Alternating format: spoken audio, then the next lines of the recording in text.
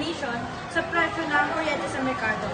Lalo na ngayon na hindi maayos ang supply ng kuryente sa ating bansa. Dahil may kakulangan in certain trading interval, nagkaroon ng tendency na magtaasan ng presyo sa merkado sa tuwing magkakaroon ng tight supply. So, dahil walang reserba sa supply ng kuryente sa ating bansa, kailangan manghiram ang ating electric company sa mga mall at malalaking establishment upang matugunan ang ating mga kakulangan. The Bataan Nuclear Power Plant in the Philippines was built by former President Ferdinand Marcos as a solution to what was then an impending oil crisis. It cost more than 2 billion, which is beyond 100 billion in pesos, and was completed in the year of 1985. But until today, it has not generated a single watt of electricity. It was ready for activation when Marcos was overthrown by a mass uprising in 1986.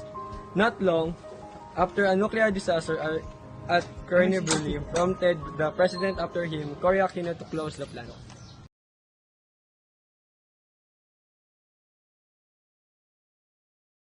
Cory Aquino's presidency announced the explosion of nuclear power plant that happened in Ukraine killed 11 people. The administration decided not to continue Marcos' project because they think that using it as an energy source might be hazardous, especially to those who lies in Bataan. That is why they chose to use the transformers as a source of electricity instead.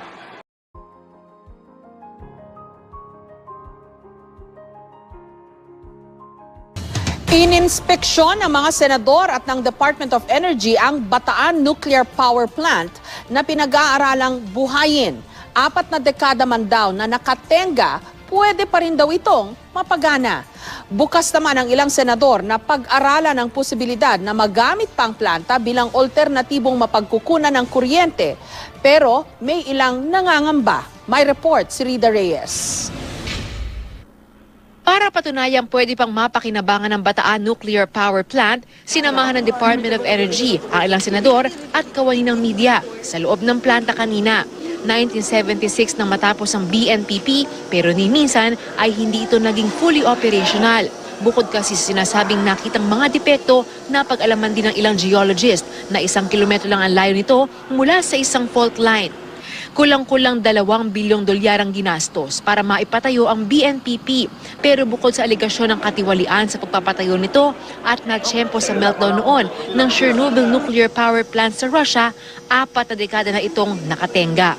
Ang sabi ng isa sa mga orihinal na nagdisenyo ng BNPP, nananatili raw well-maintained ang planta, pati na raw ang nuclear reactor nito.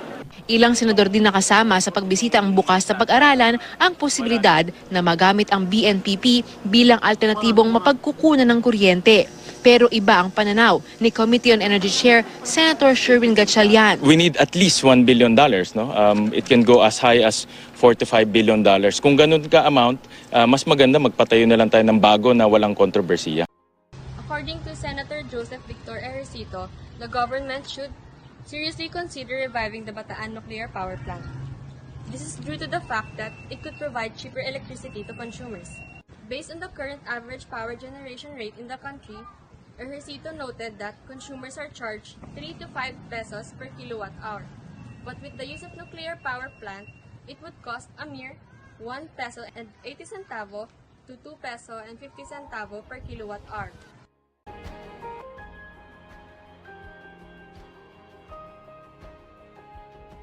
In 1989, nuclear power plants produced about 19% of the United States electricity, 77% of France's electricity, 26% of Japan's electricity, and 33% of West Germany's electricity. However, the expansion of commercial use of energy has halted in the United States. In other countries, growth of nuclear generation has slowed or stopped. Some reasons for this action include reduced growth in demand for electricity, high cost, regulatory uncertainty, and public opinion.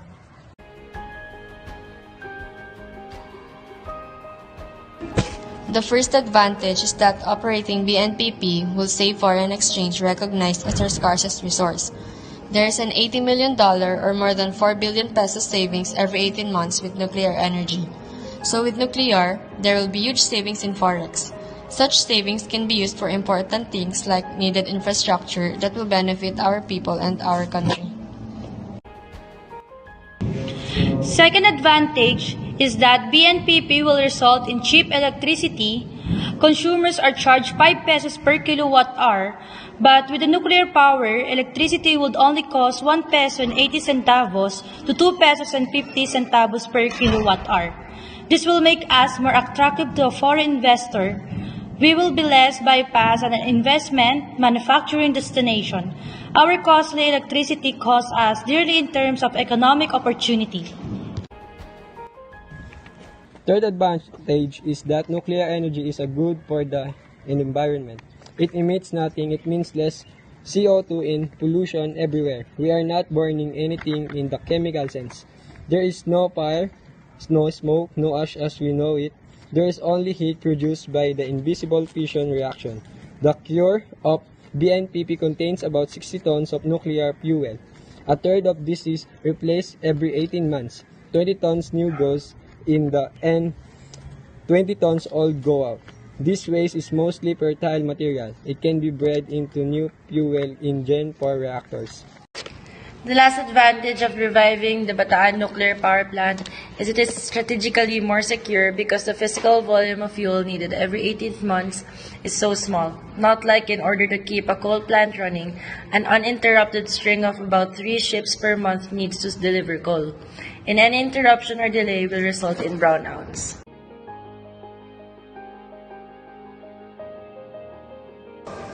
An enormous hidden cost. There is a hidden cost not planned for but which could constitute the biggest expense of all, nuclear accidents. If plants malfunction, the cost will reach unimaginable amounts. These are costs for evacuation, relocation of communities, and health costs. Aside from the repair of the plant and the rehabilitation of surroundings, it is by far the most expensive option for power generation. Pursuing HB 4631 is akin to gambling with our country's economic future. Rebuilding a nuclear power plant in Bataan might be expensive and reach billions, especially the uranium source that costs millions of dollars. The second disadvantage is investment risk. The global nuclear industry promises that investment cost for new reactors is around $2,000 per installed kilowatt. Disadvantages of reviving the Bataan nuclear power plant is it is not an answer to climate change or energy security. HB 4631's economic disadvantages heavily outweigh whatever perceived benefits it can offer. Studies show that the entire nuclear power plant life cycle contributes significantly to climate change. It will also not reduce our dependence on foreign fuel. 58% of global uranium supplies come from only 3 countries, can only be processed and enriched by 6 countries, and is currently only processed in 1 country.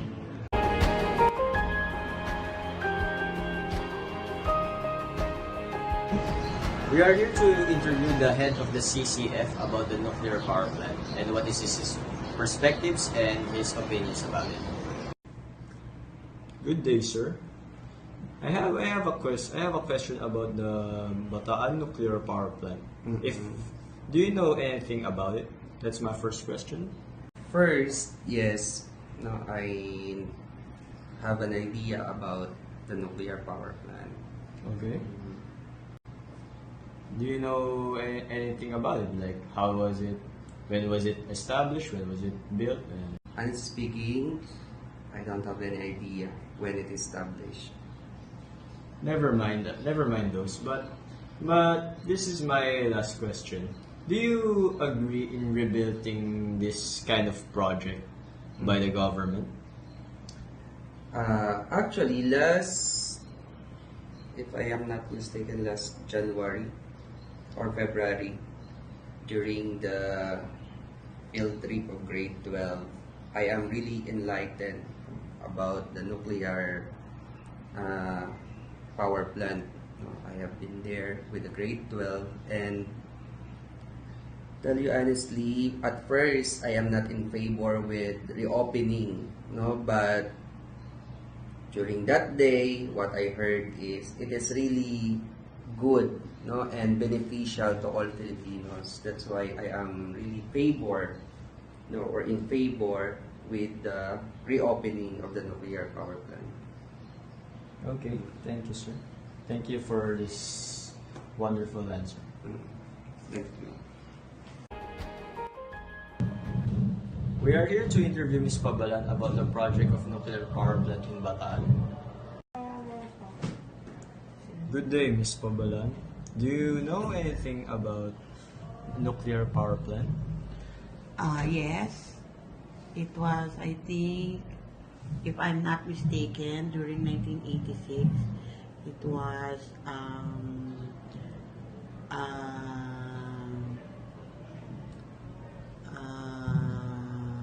what is it? Naitayo ito during that time. It was built? It was built. What do you mean? It was built during 1986. Pero hindi siya na patakbo because of the scientists who are against the function of the nuclear, kasi akala nila na it was not safe. By the word kasi nuclear, when we say nuclear, meron siyang radiation na taglay, kaya ayaw nila na patakbuhin nun. At saka during that time nang nagkaroon ng pagsabog sa ibang power plant sa China, I think.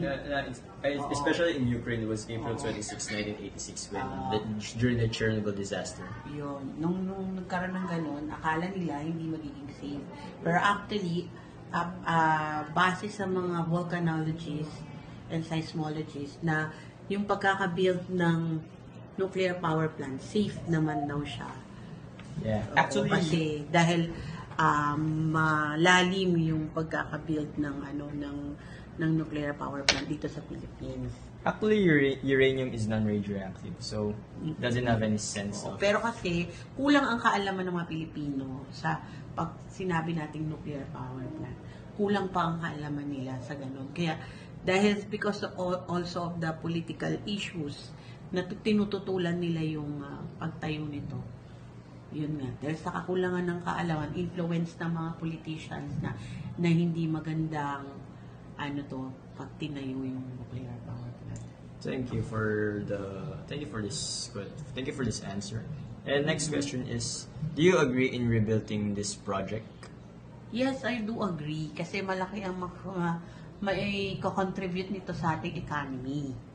Aside from the fact na magkakaroon ng maraming trabaho ang Pilipino, also, magkakaroon tayo ng other source of energy na nagiging problema natin ngayon sa pag-increase ng ating electrical consumption, diba? Sa Meralco. So, ito yung pagkukunan natin ng energy. So, malaking tulong to sa economy ng Pilipinas.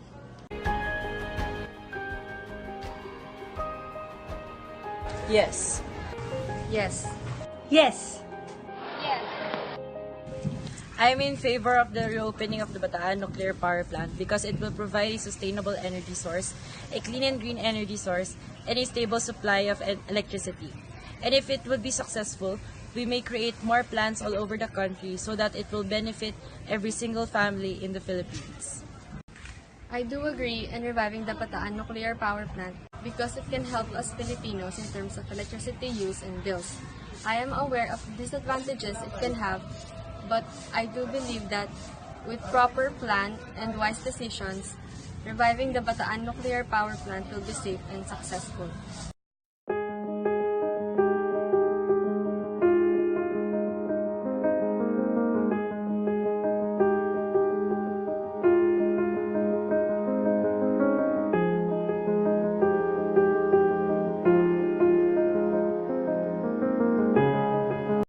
Pabor ako sa muling pagpapabukas ng Bataan Nuclear Power Plant kasi ito ang magiging susi ng ating bansa upang tayo umunlad at makakatulong ito sa ating mga mamamayan.